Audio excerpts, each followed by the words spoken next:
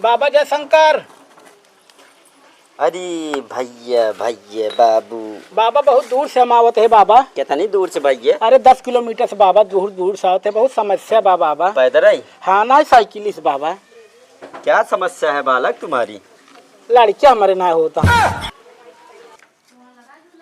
ले ये फूल और 3000 रुपया। हाँ तोहरे गांव में जौन पीपरे के पेड़ होई हाँ हाँ ओ पे चला जाया। इनका 3000 रुपये उबार के और फूल लेके हाँ। और वही चढ़ाई दे।